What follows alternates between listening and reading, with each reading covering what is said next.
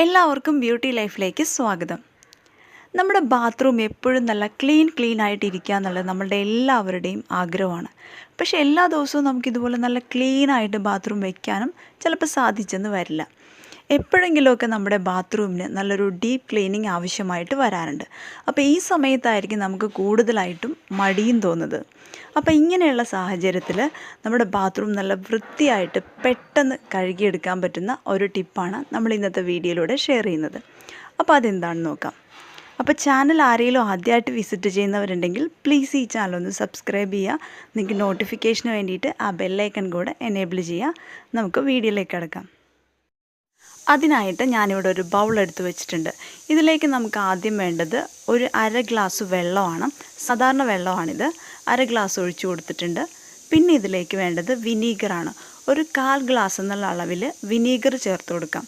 പിന്നെ നമുക്കിതിലേക്ക് വേണ്ടത് ലെമൺ ജ്യൂസാണ്. ഒരു നാരങ്ങയുടെ ജ്യൂസ് എടുത്തിട്ട് അതും കൂടെ ആഡ് ചെയ്ത് കൊടുക്കുന്നുണ്ട്.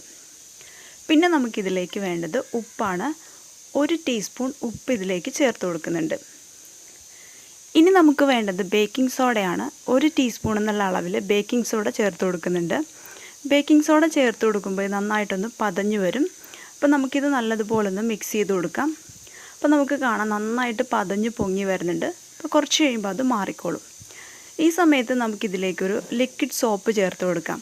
നമ്മുടെ പാത്രം കഴുകുന്നതോ അല്ലെങ്കിൽ ബാത്റൂം ക്ലീൻ ചെയ്യുന്നതോ ആയിട്ടുള്ള ഏതെങ്കിലും ടൈപ്പ് ലിക്വിഡ് സോപ്പ് നമുക്കിതിലേക്ക് ചേർത്ത് കൊടുക്കാം. ഒരു 5-6 ടീസ്പൂൺ എന്നുള്ള അളവിൽ തന്നെ ചേർത്ത് കൊടുക്കാം. എന്നിട്ട് നന്നായിട്ട് മിക്സ് ചെയ്ത് കൊടുക്കാം. അപ്പോൾ നമ്മളിതിൽ ചേർത്തിട്ടുള്ള എല്ലാ ഇൻഗ്രീഡിയൻറ്റും ഒരു ഡീപ്പ് ക്ലീനിങ്ങിന് പറ്റിയിട്ടുള്ള ഐറ്റമാണ്. ഇനി നമുക്കിത് എന്താ ചെയ്യേണ്ടതെന്ന് നോക്കാം. പിന്നീട് നമ്മുടെ കൈവശം ഇതുപോലൊരു സ്പ്രേ ബോട്ടിൽ ഉണ്ടെങ്കിൽ അതെടുക്കാം. സ്പ്രേ ബോട്ടിൽ ഇല്ലയെന്നുണ്ടെങ്കിലും പ്രശ്നമൊന്നുമില്ല. ഉണ്ടെങ്കിൽ നമുക്ക് കുറച്ചുകൂടെ ഈസി ആയിരിക്കും. ആ ബോട്ടിലേക്ക് നമ്മൾ എടുത്തു വെച്ചിട്ടുള്ള ആ ലിക്വിഡ് കംപ്ലീറ്റ് ആയിട്ട് ഒഴിച്ചു കൊടുക്കാം. അപ്പോൾ ഞാനിവിടെ കംപ്ലീറ്റ് ആയിട്ട് ഒഴിച്ചു കൊടുത്തിട്ടുണ്ട്. ഇത് അടച്ചിട്ടുണ്ട്. നമുക്കിനി ഇതിൻ്റെ പ്രയോഗം എങ്ങനെയാണെന്ന് നോക്കാം. ഇതെങ്ങനെയാണ് നമ്മളെ ഹെൽപ്പ് ചെയ്യുന്നതെന്ന് നോക്കാം. ബാത്റൂം നമ്മൾ മിക്കവാറും കഴുകുമെങ്കിലും ഇതുപോലെ വാൾ ടൈലിൻ്റെ കാര്യത്തിൽ നമ്മൾ എപ്പോഴെങ്കിലുമൊക്കെ വിട്ട് കളയും. അപ്പോൾ കുറച്ച് ദിവസം ഒന്ന് ഡൗൺ ആയിക്കഴിഞ്ഞാൽ ഇതുപോലെ വാൾ ടൈലിൽ നിറയെ അഴുക്കുകളും കറകളും ഒക്കെ ഇങ്ങനെ പിടിച്ചിരിക്കും. അപ്പോൾ സോപ്പ് വെള്ളമൊക്കെ തെറിക്കുന്ന ആ ഒരു ഏരിയയിൽ ഇത് കൂടുതലായിരിക്കും. പിന്നെ നമുക്കിത് ക്ലീൻ ചെയ്യാനായിട്ടും ബുദ്ധിമുട്ടായിരിക്കും. നന്നായിട്ട് തേച്ചൊരച്ചൊക്കെ കഴുകേണ്ടി വരും. പക്ഷേ നമ്മുടെ ഈ ലിക്വിഡ് ഉണ്ടെങ്കിൽ നമുക്കിത് പെട്ടെന്ന് ക്ലീൻ ചെയ്തെടുക്കാം. ഇനി നമ്മളുടെ ഈ ഒരു മിശ്രിതം വാൾ ടൈലിലേക്ക് ഇതുപോലെ സ്പ്രേ ചെയ്ത് കൊടുക്കാം. അപ്പോൾ അതുകൊണ്ടാണ് സ്പ്രേ ബോട്ടിൽ ഉണ്ടെങ്കിൽ നല്ലതാണെന്ന് പറഞ്ഞത്. അല്ലാന്നുണ്ടെങ്കിൽ നമ്മൾ ജസ്റ്റ് കൈവച്ച് തന്നെ ഒന്ന് തളിച്ചു കൊടുക്കുക. അതിനുശേഷം ഇത് കഴുകിയെടുക്കാനായിട്ട് ഞാനിവിടെ ഇതുപോലൊരു സ്ക്രബാണ് യൂസ് ചെയ്യുന്നത്. അത് വെച്ചിട്ട് നന്നായിട്ടൊന്ന് തേച്ച് കഴുകാം. അപ്പോൾ നമ്മൾ സാധാരണ ചെയ്യുന്നത് പോലെ ഒരുപാടിട്ട് തേച്ചൊരച്ച് കഴുകേണ്ട ആവശ്യമൊന്നും ഇവിടെ വരില്ല. ജസ്റ്റ് ഒന്ന് കഴുകുമ്പോൾ തന്നെ നമുക്ക് നല്ല ഡീപ്പായിട്ട് നല്ല വൃത്തിയായിട്ട് നല്ല ക്ലീനായിട്ട് എളുപ്പത്തിൽ തന്നെ കിട്ടുകയും ചെയ്യും.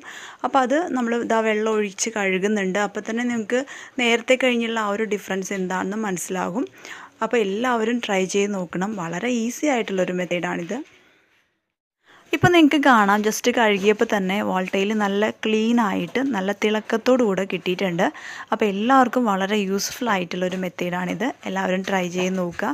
പിന്നെ നിങ്ങൾക്ക് ഈ വീഡിയോ ഇഷ്ടമായെന്നുണ്ടെങ്കിൽ ലൈക്ക് ചെയ്യുക. പിന്നെ നിങ്ങളുടെ എന്തെങ്കിലും അഭിപ്രായങ്ങളുണ്ടെങ്കിൽ അതൊന്ന് കമൻറ്റിലൂടെ അറിയിക്കുക.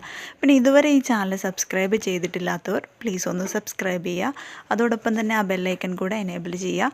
ഇതുപോലെ തുടർന്നും നിങ്ങളുടെ സപ്പോർട്ട് ഉണ്ടായിരിക്കുക. താങ്ക്